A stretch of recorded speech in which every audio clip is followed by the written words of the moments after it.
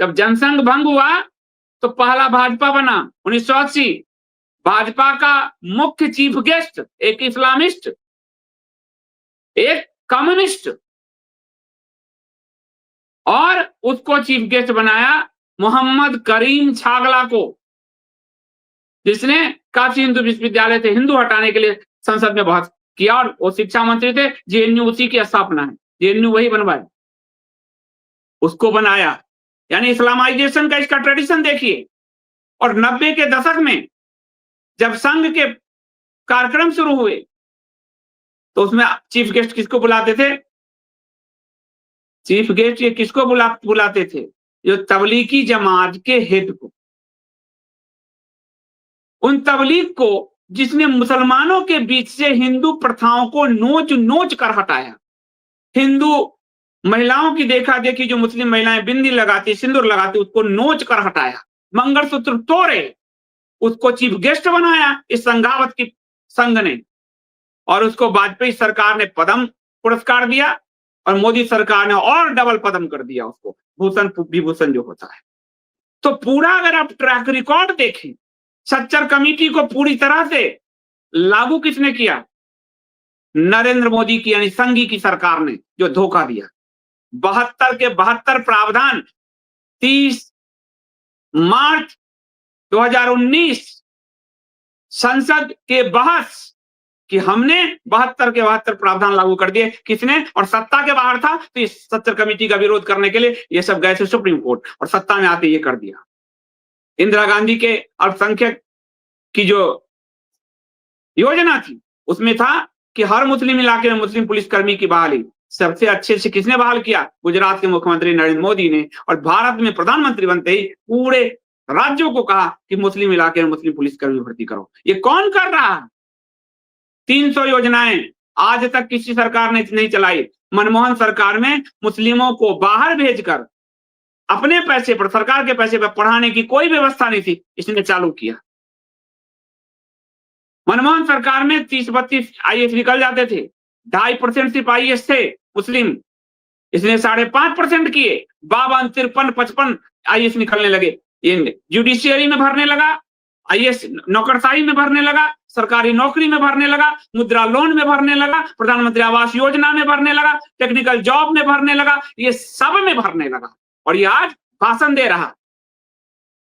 ये आदमी और इसका संगठन भारत का सबसे बड़ा द्रोही है। और ये आदमी भी नहीं, इसका संगठन जो भी आएगा वो यही बकैती करेगा, क्योंकि संगठन के जड़ में ही हिंदू विद्रोह है, परंतु दिखाता है कि वो हिंदू के पक्ष में। तो इसकी बकैती आगे जारी है। हिंदू सोच ऐसी नहीं होती, दोनों ओर यह विश्वास बनेगा तभी संघर्ष खत्म होगा। पहले ये मानना होगा कि हम सब एक है। संघर्ष तो तूने पैदा किया हुआ है समाज में।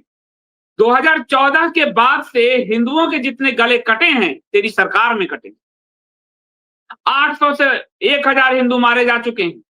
गले सीरिया के की तरह जो रेता गया हिंदू का, वो तेरे कार्यकर्ता ने रेता। रियाज अफ्तारी, मुस्लिम राष्ट्रीय मंच का कार्यकर्ता, भाजपा के अल्पसंख्यक आयोग का कार्यकर्ता, तेरे कार्यकर्ता ने रेता हिंदुओं का गला। तेरे कार्यकर्ता ने रोका रेता। जो आतंकवादी को भाजपा ने कश्मीर में क्या बना रखा था? आईटी सेल का हेड। आप सोचो। और ये यहां पर भाषण दे रहा है, ये कमाल नहीं हो रहा है? हिंदुओं का गला कटवाने वाला हिंदुओं को नसीहत दे रहा है और हिंदुओं के खून नहीं खोल रहे। मेरी बातें कड़वी लगती है, बहुतों को लगती है कि संदीप जी आप बहुत कड़वा बोलते हो। मीठा बोलना आता नहीं मुझे। पत्रकारिता मीठा नहीं होता, वो शुगर दे देगा आपको बीमारी। पत्रकारिता का मतलब दोफार होता है, सच को सच लिखो, अपने आप झूठ दड़क जाएगा बीच से। तो ये आदमी ये बकवास कर रहा है।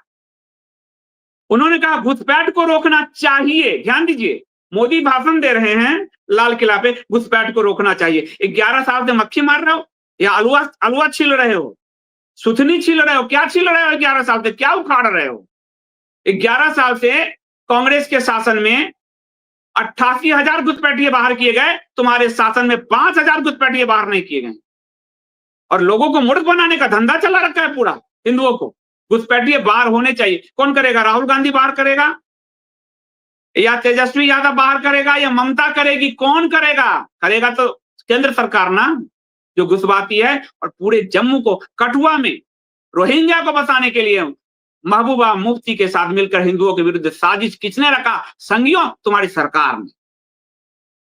इतने बड़े देशद्रोही, हिंदू द्रोही। भारत के, आजाद भारत क्या, मैं बता रहा हूं, इनके अंग्रेजों से साठ गांठ थे। 42 के आंदोलन में जाकर छुप गया ये लोग। 42 के आंदोलन में एक आदमी इसका बाहर नहीं है। देशद्रोह का सबसे बड़ा परचम, ये भारत के झंडे नहीं फहराते थे, ये दूसरों को नसीहत देते, राष्ट्रवाद की, और हिंदुओं के गले कटवाए इसने।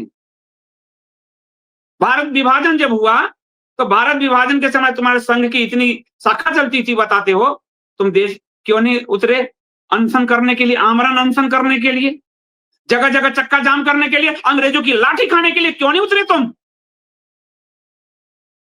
भारत के साथ सबसे बड़ा द्रोह यदि किसी ने किया तो संघियों ने किया।